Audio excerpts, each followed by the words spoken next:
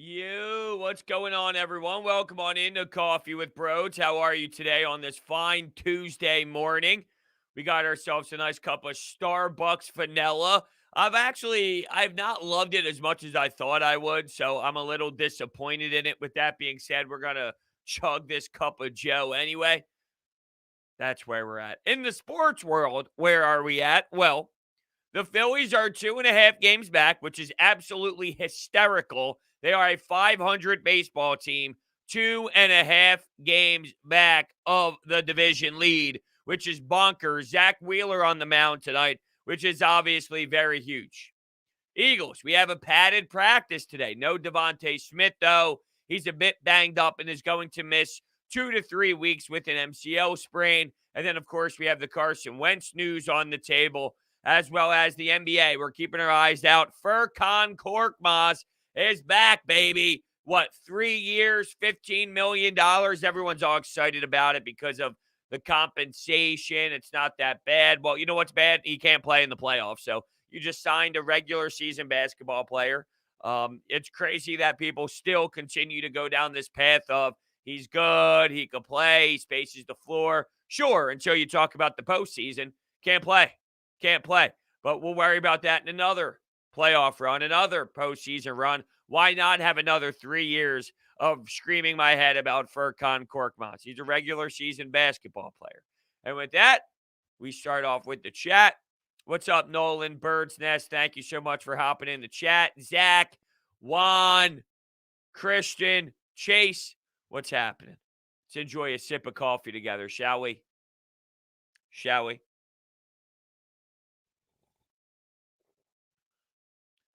All right, so Andrew says, I'm not saying they will, but if the Phillies make the playoffs and lose in the first round or something, would you say buying at the deadline was a good move? To me, the answer is still no. And I normally value making the playoffs over not making the playoffs. But for me, me personally, I do not care about making the playoffs. Stopping the the run that they're on of how many consecutive years of not making the postseason is not my problem with this organization, because that does not correlate to the major change that I still need to see in the offseason. So for me, no, because they have to strip it down still. They have to find a way to change the culture, change the problem that we've seen over the last 3 years. They got to rebuild the prospects in the farm system. So making the postseason and having a playoff game does not really fix my problem, and I have to head in another direction anyway, where to me the core still needs to be changed around because they're not good enough to be a legitimate playoff team anyway. They get in by default. They don't get in because they're actually good, and then they're going to be forced to run it back, and they're going to think that there's something there, and we'll try it out Aaron Nola, Reese Hoskins, and Alec Boehm, and Bryce Harper, and JT again. And then we'll get the same exact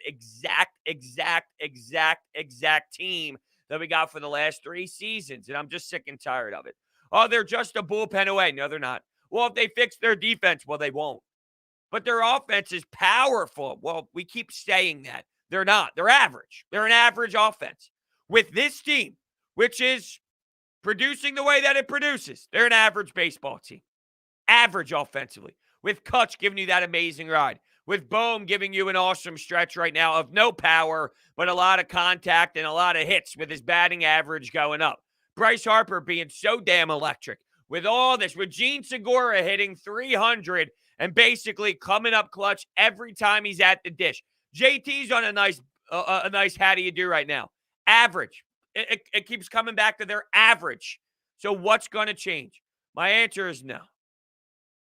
My answer is no. Me personally, no. It's not worth it because at the end of the day, the end result is not this core. So if this core is making it, whoop-de-doo. I don't care. I'm changing the entire core.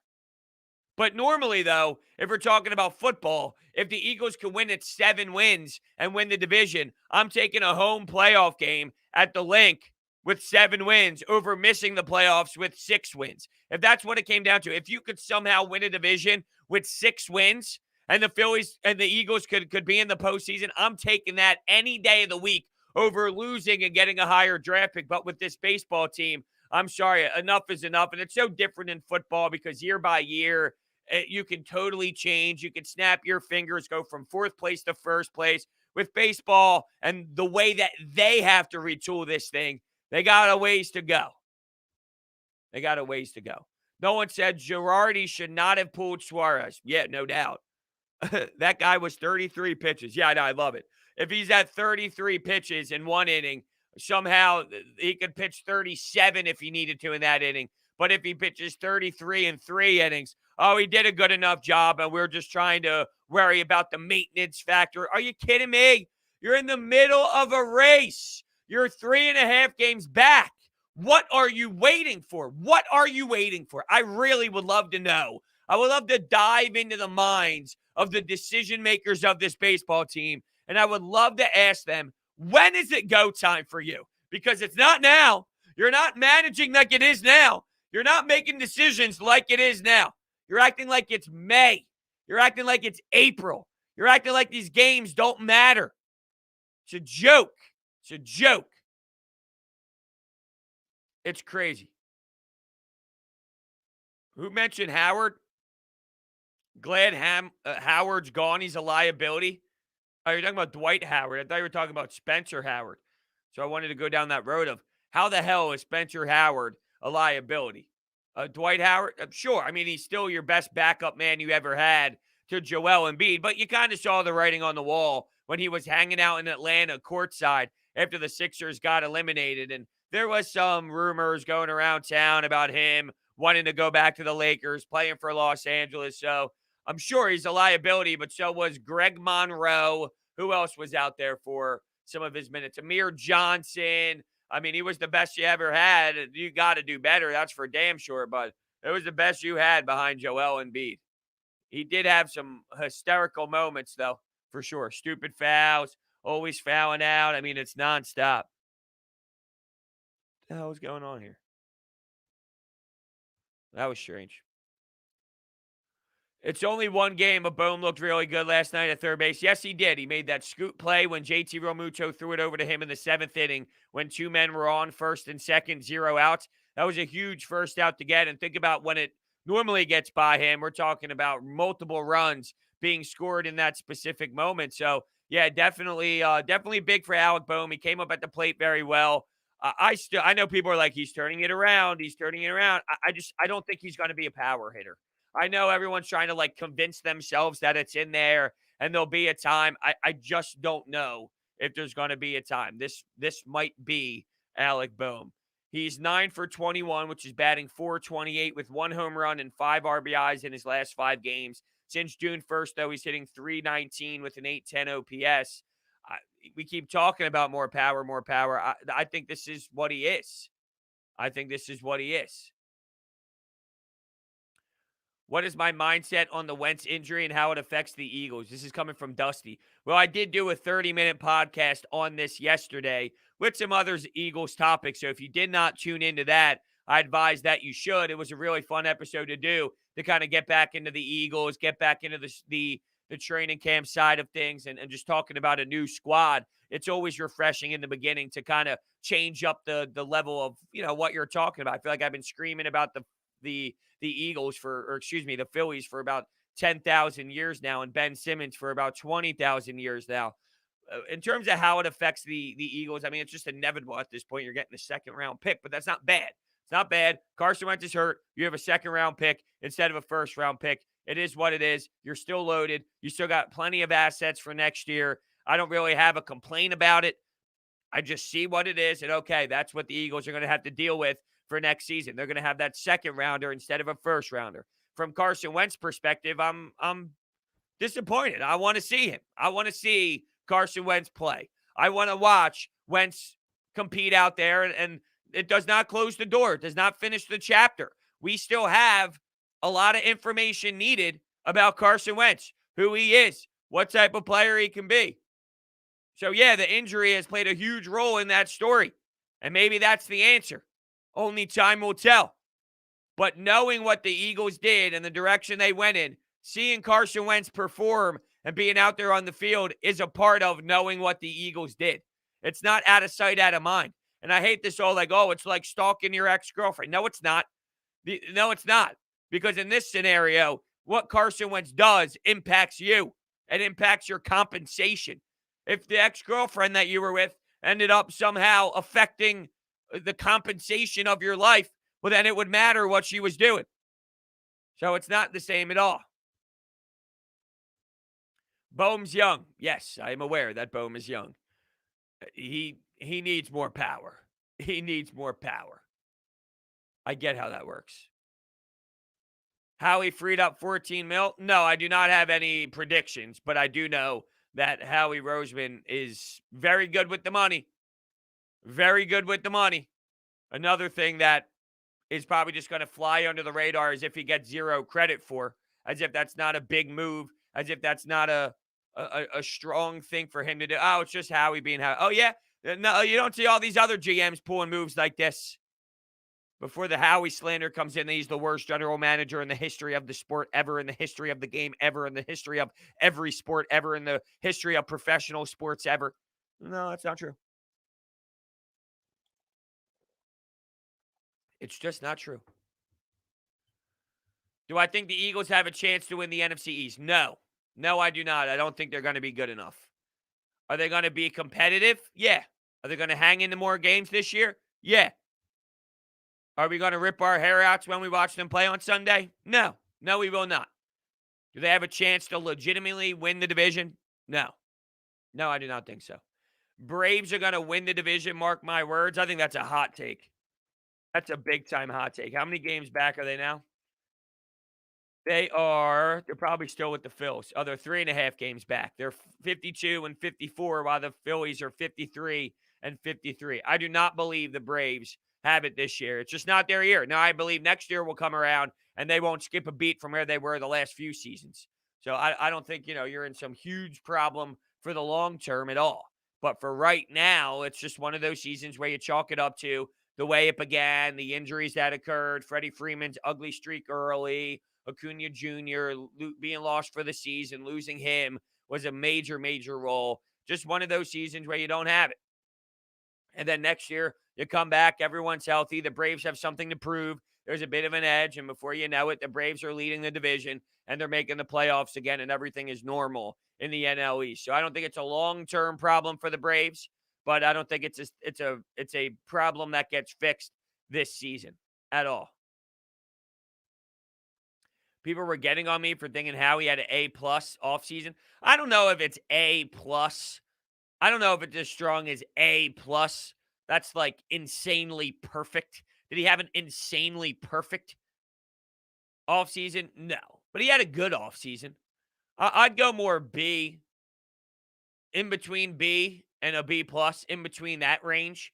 If you ever give Howie Roseman credit, though, every single individual looks at you with a side eye. So, I mean, that makes a lot of sense that there would be that type of reaction to your statement. A-plus is definitely hefty, and that's coming from me. So if you know it's coming from me, probably should take a step back from that assessment. More in that B range than A-plus. A-plus, A-minus? Look, I mean, I'm not as critical on Howie Roseman as a lot of people, but seeing A's and A-minuses is a little aggressive in my opinion.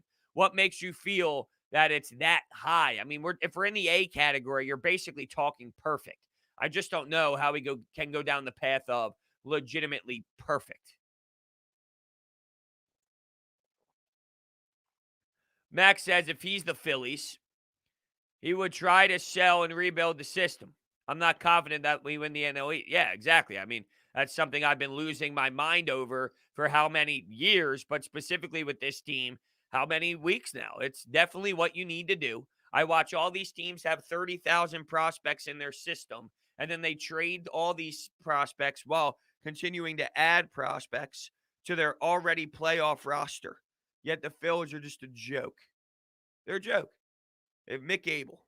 They have Bryson Stott. That's what they got. Think about Mickey Moniak. He's horrendous. Think about Adam Hazley. Horrendous. Savion says, I'll say B+. He made moves that are underwhelming in my opinion, but made some great moves and moves that made sense. So what moves were underwhelming? That's what I'm trying to figure out. What moves were underwhelming and what moves were great? I don't know if any moves were necessarily underwhelming, but it's just I don't think they were like knocked out of the park. I think he did moves that were strategic, moves on 1 year deals that made some sense. But just because you made some 1 year deal moves and brought in Ryan Kerrigan and Steven Nelson, I mean that's not just like I don't know. I mean, we can't go overboard as if he's bringing in Aaron Donald, right? The 1 year deal to Kerrigan, for what it is, it's strong. For what it is, it's nice. For bringing in Steven Nelson and filling that hole that you had, which was Avonte Maddox on that side, yeah, that's a very important shift to make and a big acquisition because you had nobody else there. But, we talk about, okay, we hope he can just be average. We're not talking about grabbing the best cornerback in the league. That's what I'm saying. I just think he managed everything perfectly. Trading down from 6 to 12 and still getting a top premier player, Eric Wilson and Harris on cheap deals. Yeah, no, I mean you're right in your assessment on why he deserves some recognition for what he did. To me, though, I guess my scale is a little bit harder. I'm a harder judge than you may be, where A plus could be thrown around easily. You got to do a lot to earn my A plus. You got to do a lot to really make me feel you were to that level. So I'm probably more in that B plus category than anything else.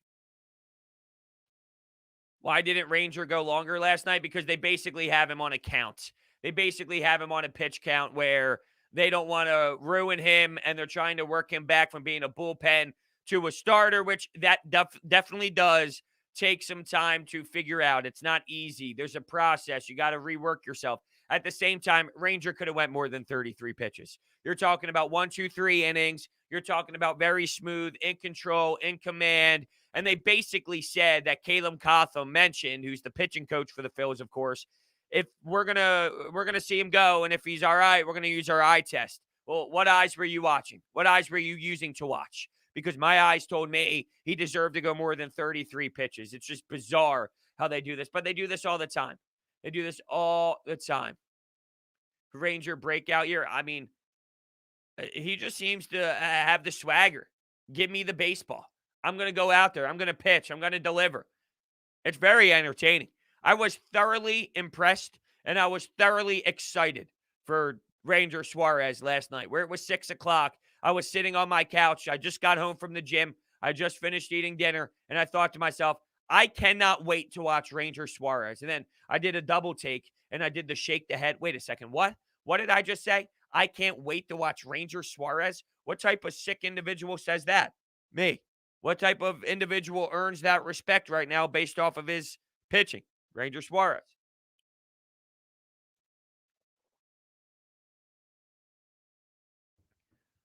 I love the Howie Roseman support right now. Look at everyone in the chat talking about Howie Roseman's moves and how they praise what he's doing. Steven Nelson, Ryan Kerrigan, Anthony Harris, Eric Wilson, Devontae Smith, and could have 3 first-round picks. Yeah, you're not going to, though. We know that it's going to be 2-2 at this point. So throwing could have 3 first-round picks is somewhat baloney. But anyway, I'm just laughing now that the same people that hate Howie forever is now in the chat saying, we love Howie. Yeah, I'm sure, Zach, that you just loved Howie at the end of last season. I'm sure that everybody in here just absolutely loved it.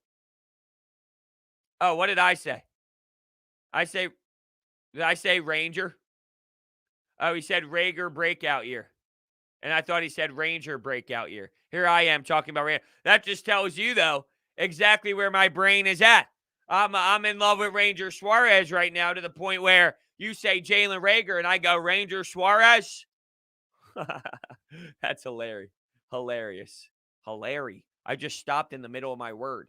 The hell was that? By the way, my flow's going everywhere. I mean, this is just one of those mornings for me. Yesterday how I talked about I got up early. I got to kind of relax for an hour, get settled in. And I was like, I normally wake up at 8:40, 8:45, roll out of bed, hit the button for the coffee and turn on my computer. And I'm like, I want to wake up a little bit earlier. I kind of want to have my morning.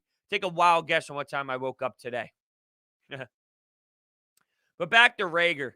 I'm telling you, I think that there is, I don't know. Look, I didn't hate the Rager pick. I was more optimistic on it than some. His usage last year was a joke and embarrassing and definitely played a role into what we saw. He was not used well. The entire team was bad. There were so many injuries. Doug Peterson did not coach a good team last season. So, yes, a lot of it goes on the surrounding pieces as well as him. From what I'm hearing, though, uh, I question his determination a bit.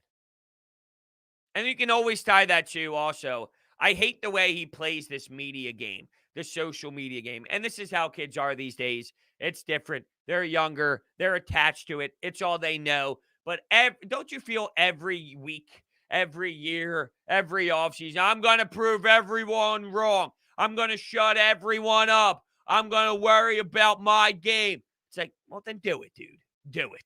It's the Jimmy Butler thing. Oh, yeah, Jimmy Butler tells you he's working hard. That's great.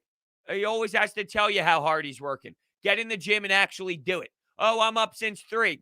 Okay, well, all you do is talk about how much you're up, how much you wake up at, or how much, what time you wake up at, when you're waking up. That's all you talk about. You talk about doing it so much. The killers who do it, they just do it. They don't discuss it. It just happens. You don't have to constantly promote it. You're just a dog. You have it in you. Rager seems to be one of those that have to make sure everybody knows he's doing it, or he's going to have to promote that he's doing it. No, just do it. Just do it. No one's going to the Phillies-Mets game on Friday. Nice. That will be really enjoyable. If I'm thinking of the pitching matchup, though, do we know who has game 1? Because what? Is it Wheeler and Chase Anderson for these next 2 games in the National Series? Would that line up Aaron Nola to start things off? God, I hate this website when I'm trying to look for pitchers. It's ridiculous. So it would be right now they have Gibson, Suarez, Wheeler. Oh, yeah, because the Washington Nationals is a 4-game set. Yeah. I forgot this was 4 games and not 3. So the math was off in my brain. All right, you have Gibson, Suarez, Wheeler going up against Stroman. It doesn't have a list here for the second game. And then it has Walker. So there's that. Then you have Chase Anderson versus Walker Buehler. And of course, a lot of this can change because we're talking about now a following week in August 11th. Then you get Nola versus Scherzer and Gibson versus Price. Anderson versus Walker Buehler. What a pitching matchup. What a pitching matchup. Have you tried Bones Coffee? No, I have not. I have not tried Bones Coffee, but I'm very willing to try anything. I never hated Howie. I just held him accountable like I do with Jeffrey Lurie, Doug Peterson, Wentz, and Jim Schwartz. Sure, but it's there's no denying that the Howie Roseman discussion is not the same as anybody else. The Howie Roseman conversation is intensified by 7 billion. It's never logical. It's one extreme. There's really one mode for Howie Roseman talk. There's no actual legitimate dialogue where it is logical and not irrational and calm down and legit back and forth. It's one way. He sucks. And that's just reality of it. Am I a fan of the Flyers shakeup coming from Brendan? Of course I am. How can I not be? You literally changed what this team needed. They needed a facelift. You brought in 4 leaders in Keith Yandel, Ristolainen, Cam Atkinson, Ryan Ellis. You shored up the back end with the additions of those players I just mentioned when you were a disaster in that area last year. You added a goal scorer. You added special teams. The one thing I'm nervous about is the depth. I don't love the depth because if I think about the lines, and of course the lines could be moved around, and they will be moved around with a coach like Alain Vigneault, I don't love the bottom 6. So if you go at the top, it'll be, let's just hypothetically say, it's not going to be this necessarily. There's going to be change. But Giroux, Couturier, Atkinson, Farabee, Hayes, Konechny, JVR, Morgan, Frost, Lawton, Oscar Lindblom, Nate Thompson, Albay Kubel. I don't like the bottom 6. The bottom 6 is really scaring me. Really scaring me. So that's where I'm at there. I would like some more depth. You got to have at least 3 lines rolling. You really need to have all 4 lines rolling in today's era with all these young kids that are flying around with a bunch of speed. You need to do more than that. Yes, Andrew, I mentioned this yesterday on my post-game show. Ian Kennedy is basically, oh, no. I said that about De Los Santos, excuse me.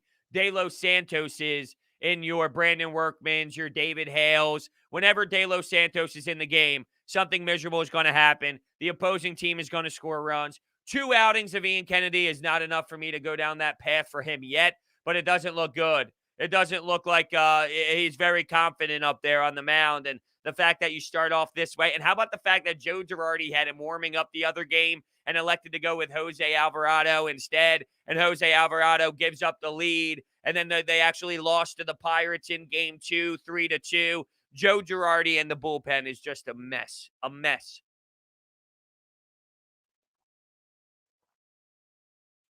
Just absolutely a mess. Noah's watching the Australian game right now live. Matisse playing insane. 17-0 run due to his killer defense. Been knocking down the 3 ball. I'm going to be honest with you. I have not watched the Olympics. I have not watched basketball in the Olympics. I have not watched anything in the Olympics. I just have not been into the Olympics. I have not been in the Olympics at all. I have not. I don't know why.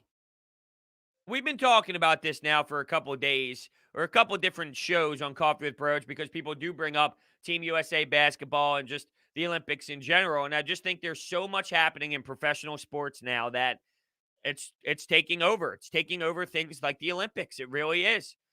There's always something. Football is 24/7 for the most part. Every single month. There might be one month where it's a little bit quiet, but then it shows its head again. Phillies. That trade deadline was insane. It was bigger than the NBA draft. Basketball. We're about to start summer league soon. There's always something. No, it's not politics that ruined the Olympics. I don't think it's politics that ruined the Olympics. I think it's professional sports that ruined the Olympics because there's always something.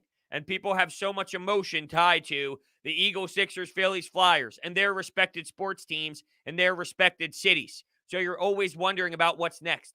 It's not the NBA season, but you're a Sixers fan. You're worried about the draft. You're not. It's not the NBA season, but you're a Sixers fan. What's Daryl Morey doing in free agency? It's not the NBA season, but you're a Sixers fan. Are they going to trade Ben Simmons? It's not the NBA season, but you're a 76ers fan. The summer league is coming up. You can find something to apply to your fandom because all of these professional sports, for the most part, is 365 every single month of the year. So that's where I see it. Is politics in the Olympics in play? Yeah, I think so. I think there's something to that. I'm not going to discredit that at all. I don't think it's the number one reason, though. What's up here? Women's beach volleyball? No. It says that's what's on. And it's Japan and Spain playing soccer. I just can't. No fans. No fans is killing me. Best part of the Olympics was the cockroach. I don't even know what you're referencing. Do I live under a rock? I honestly have no idea what you're even mentioning. What sports do I watch in the Olympics? Ice hockey. That's it. The best part about the Olympics is hockey. And that's the Winter Olympics, of course, which is not going on right now. That is the only sport that I legitimately have to sit down and watch everything. I will watch every game of that tournament, if you will. I will watch everything about those games, those teams, and all of that because hockey and the Olympics and hockey with the, playing for your country just hits a different way. And unless you're in the hockey community, I just don't know maybe if you understand the full impact of watching a tournament with Team USA versus Canada, with Sweden and Finland and Russia and all these teams. It's just another level for sure. Jose says, seems to me the Dame and Beal conversation fizzled out. I would agree with that. So who are we looking for? That's the same thing, right? I mean, with all due respect, Jose, we've been kind of throwing out the ideas over the last, since pretty much Game 7 of the Atlanta Hawks, who would be the trade compensation if it's not Bradley Beal, if it's not Damian Lillard. It's basically the same thing we've been talking about. All right, with the Sacramento Kings, would you take this? With the Cavaliers, would you take that? With the Golden State Warriors, would you take Andrew Wiggins, Wiseman, and some picks? I mean, nothing has really changed. It's basically the same speculation, the same what ifs, the same compensation that we've been hypothetically talking about forever. The reason why I don't love Buddy Hield is he doesn't create his own shot. If it's Buddy Hield plus, if it's Buddy Hield and the players, yes. If you're just talking about Buddy Hield being the player that you get back in return and that's the hot item, then no. I don't love it. But you're also, you're also desperate to move him. I saw, what was the one article that came out yesterday? Maybe it was ESPN Plus with a handful of different trade possibilities. And one of them was I'm trying to look fully. The hell, man. I'm trying to look fully at their roster to see who it was. It was Marvin Bagley, Halliburton, Buddy Hield, and a pick, I think. A second round pick. Those, like that I do. That I would do. I would be interested in that. Harrison Barnes, no. No, I don't want Harrison Barnes. I don't even think that works financially. That might be way too much money. Because isn't Buddy Hield having himself a nice little payday or no? What's Buddy Hield making right now? You've signed a 4-year, $94 million deal. I don't think that Harrison Barnes, with the $23 million that Buddy Hield is making, adds up to how you can trade Ben Simmons. So I don't think that makes sense financially unless I'm missing something here, but I don't see that one. I don't know if you're a huge soccer guy, but do you watch the World Cup? Yeah, I mean, the World Cup's different, though. The World Cup is so big and so extreme that just as a diehard sports fan that doesn't really watch soccer tends to follow that and pay attention to it because it's so extreme. And as sports fans, what do we thrive off of? Big moments and the fans going crazy and, just intense, wild drama. And the World Cup brings that on every level. So even if you're not big into soccer, and you're just a diehard sports fan with more Americanized sports, whenever the World Cup comes around, the moment's too big to shy away from it when you love competition and you love the intensity of why we love sports in general.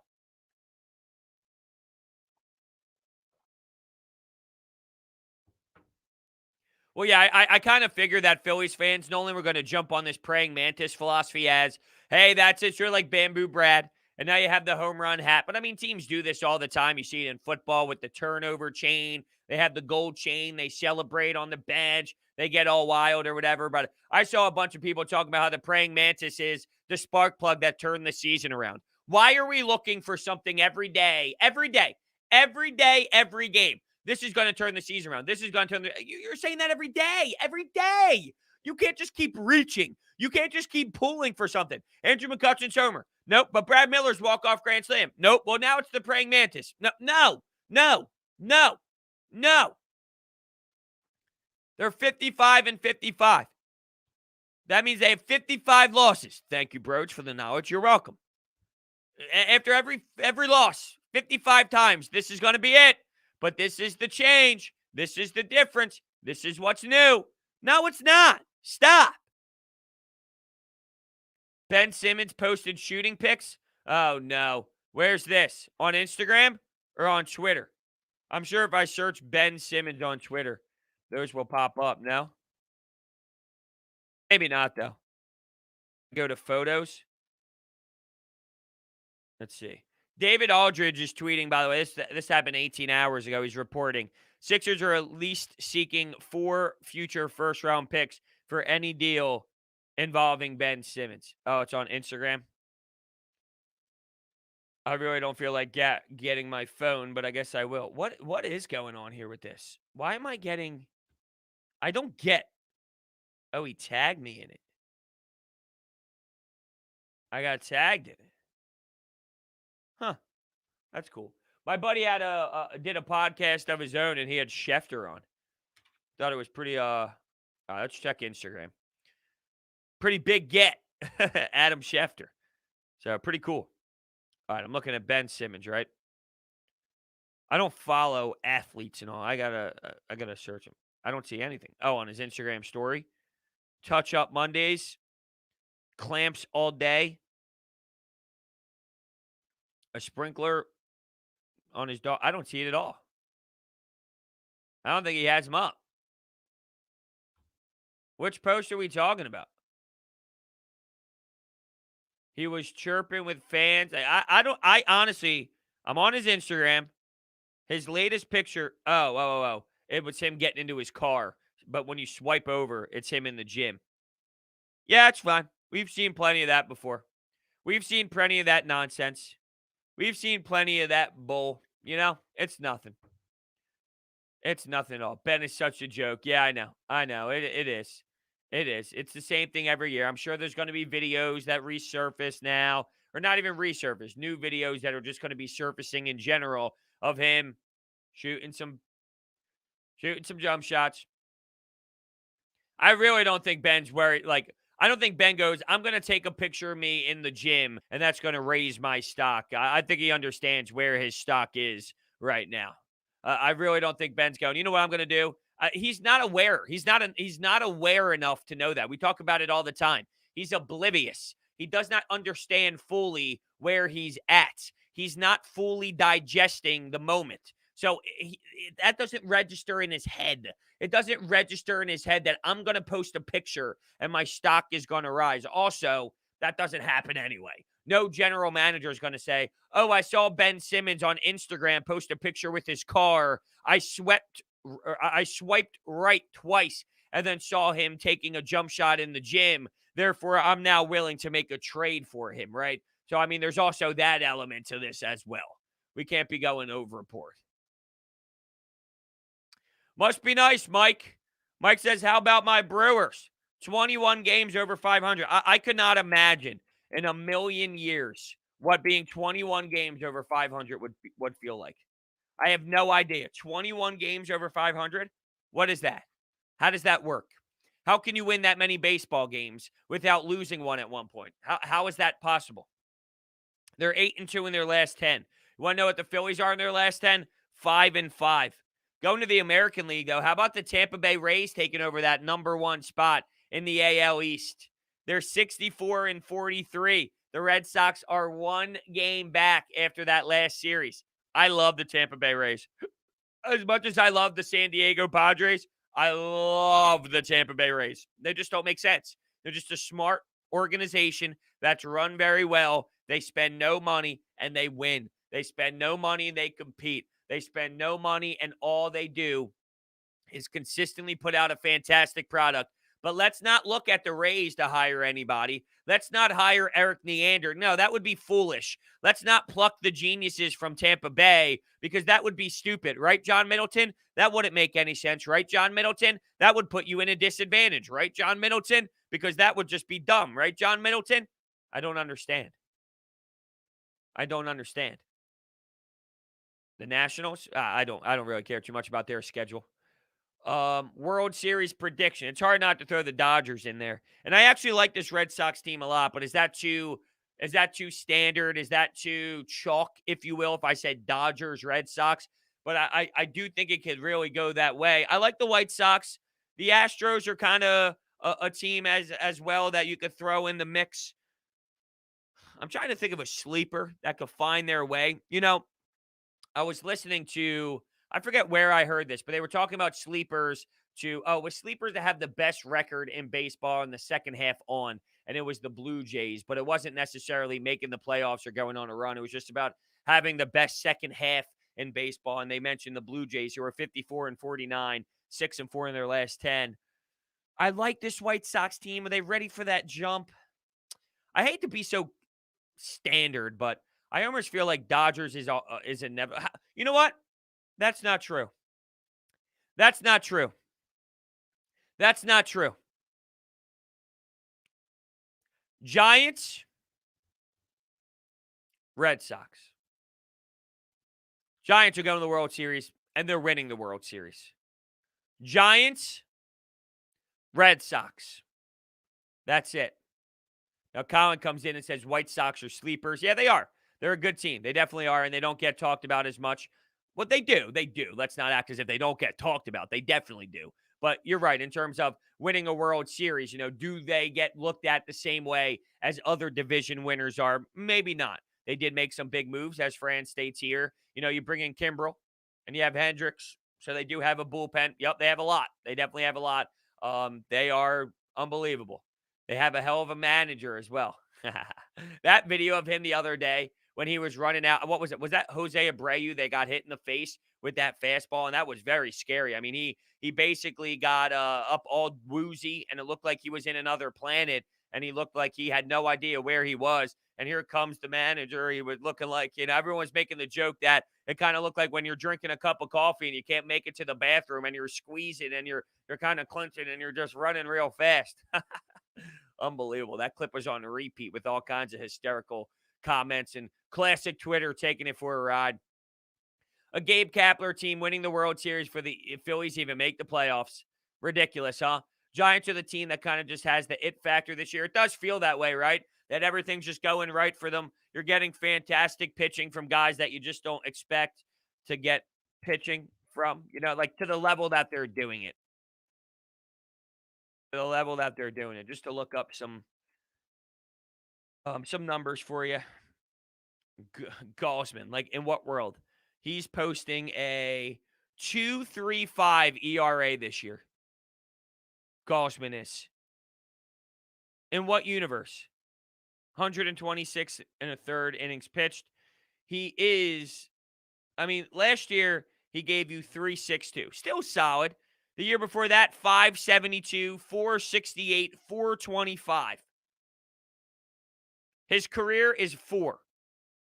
He just randomly gives you a ridiculous season to this level. Like what? How's Alex Wood doing?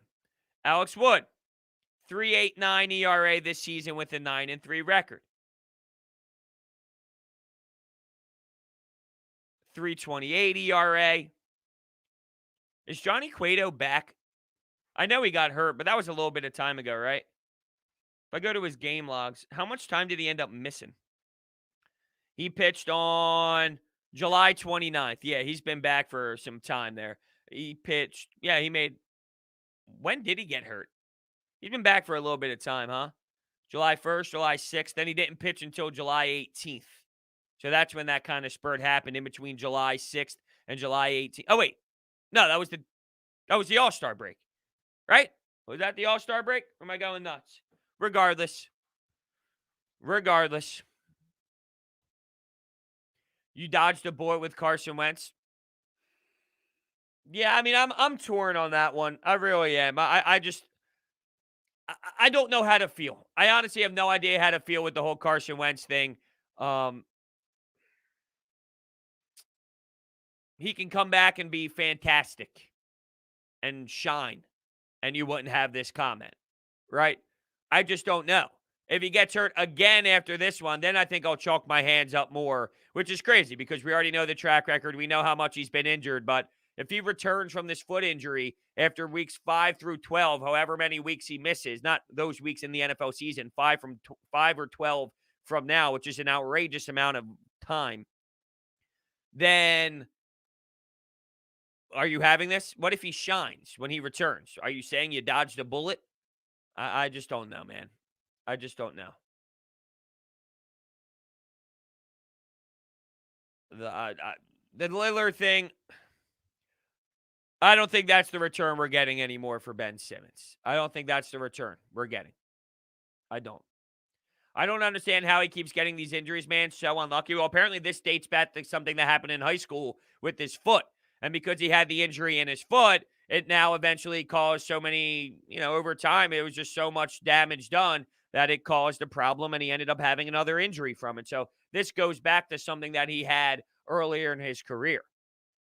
But yeah, there's no denying that every season you're talking about Wentz and something that's keeping him off the field. Could you imagine a situation where this was the Eagles training camp and it happened, where we got the news that Carson Wentz was going to miss 5 to 12 weeks and needed surgery on his foot basically as soon as training camp started? It would be a miserable reaction, such a gut punch. We'd be in such a negative form, and it would be brutal. It would really kill the vibe for what we were anticipating with the season. And it probably would have happened here as well. So it's just crazy. See, this is where I think we go overboard, right? Like Carson Wentz is a beaten up Honda Civic. I just, there's a lot of jokes that are going to be made about his injuries and how he can't overcome them, but I just feel for the man. I've been in those moments where my season was lost, where I missed a serious amount of time. If you've played sports, which I'd imagine a lot of sports fans did at one point, going through this level, going through one injury, the one injury he went through in 2017 was enough. And now back that up with 3 more serious injuries from that moment. The jokes are just foolish. That's got to be brutal, man. All you want to do is play the game. All you want to do is go out there and battle. The guy can't do it. But he's just getting mocked and destroyed, you know? Did I want to get Kyle Lowry? I would have been okay with having the conversation. I'm not going to sit here and bang the table that they missed on him. I don't think that it's anything where, you can't build a roster without having Kyle Lowry on it. Would I have went in the direction of the Raptors? Sure. If you could have got a compensation back in return that Daryl Morey was trying to do with that outrageous one the other day with OG, Kyle Lowry, Fred VanVleet. If that's something that you could have acquired, then no doubt about it, I would have went after Kyle Lowry. Am I upset and disappointed and disturbed that they didn't? No, not necessarily. I think that there's other directions to go to when you think about his age and the compensation in the mix as well. It is what it is. I'm not crying about it.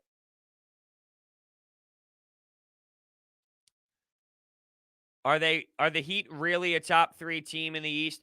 I think they're better than what they were last year, right? I mean, you add Kyle Lowry, it definitely helps and improves your team.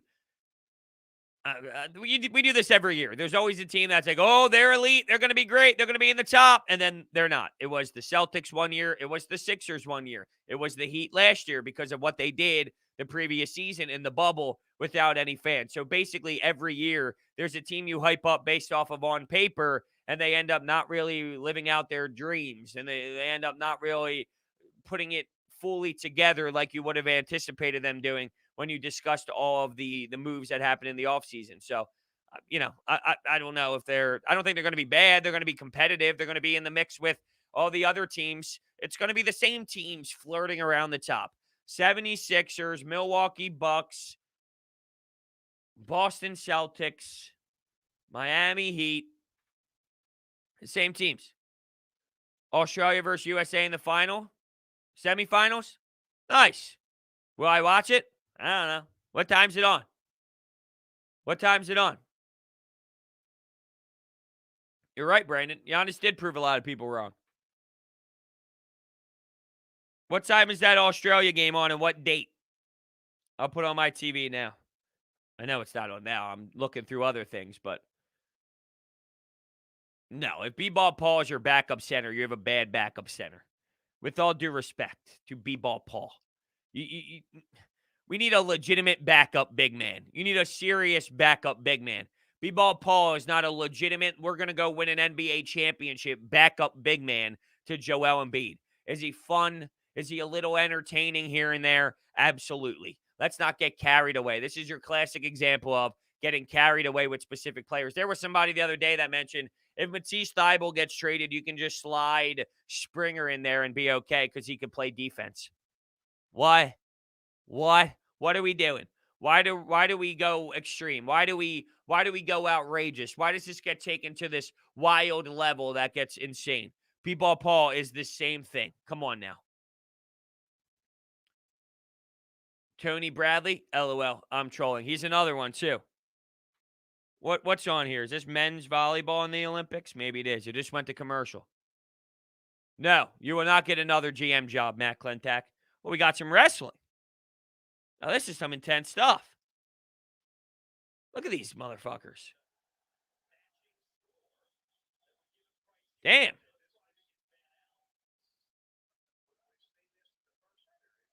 That's interesting. I'll mute it now, though. Do I see how well Matisse is shooting the 3? No. I have not watched a lot of Australia basketball. So, no. I am not seeing how well he's shooting the 3. Would you enlighten me on how well he's shooting the 3? Is it actual statistics, or is it you just watching him play and the eye test tells you he's made some more threes? I'm not saying you're wrong. I'm just legitimately asking you, is he actually shooting it very well, or has he just made some threes and you're like, oh, he's made some threes? Which one is it? Were you happy with the Furkan signing? Absolutely not. You basically signed someone to $5 million that's unplayable in the playoffs. Unfortunately, you have a $30 million guy that's unplayable in the playoffs as well, which does not help. And hopefully he gets kicked out of town pretty damn soon here. But no, I don't feel great about Furkan. You just signed a regular season floor spacer that everyone's going to get sucked into again for another season of, oh, but Furkan can shoot. He can space. Look at him. He's making his shots. Wait for the playoffs. Wait for the playoffs. Unplayable in the playoffs. But you guys can get all excited if you like. You get all pumped up if you like. Korkmaz had 3. Oh, come on, dude. Come on. Stop it. Stop it. Furkan Korkmaz cannot play basketball. I thought I made that very clear over the last 3 seasons. He's the end of the bench, regular season guy. No, Joel Embiid did not get any sort of injury. From my knowledge, they were, and this has been brought up a couple of times now on the radio and people that have, some sources inside with the Sixers, they're just kind of going with the old-fashioned take time off and it'll heal naturally fix. So we'll see. That's the kind of the idea they went with. By the way, Joel Embiid tweeting last night was a bit bizarre. No, what's going on? And then he tweeted ratio. Am I missing something? Was there something that I missed that I should know? It was almost like there was foreshadowing involved that we never saw the foreshadowing. Am I going to watch Summer League? Of course. I'm always going to watch Summer League. I'm always going to have it on. I'm going to watch out what's going on. Of course. Aiden, I don't know, man. I don't know. We've been speculating this for months. I honestly don't know. We know the speculation trades. We know the teams that are having more dialogue than the teams that are not having dialogue. The Minnesota Timberwolves could be a team. The Golden State Warriors could be a team. The Sacramento Kings could be a team. Those are, kind of the speculations we've been having for quite some time. Nothing has really changed in that department. Yes, I do know that Embiid is a troll. I do understand that that's how that works. All right, everyone. I want to thank you so much for hanging out with me today on Coffee with Brodes. You are the best. I love you all. It's been a weird morning for me. My body's sore. I can't feel my body from the gym yesterday. I'm hurting big time. I need another cup of coffee. No doubt about it. And I got to kind of kick it into gear here. It's been a strange morning for me. So thank you all so much for hanging out with me today. And I will catch you guys tomorrow on Coffee with Brodes.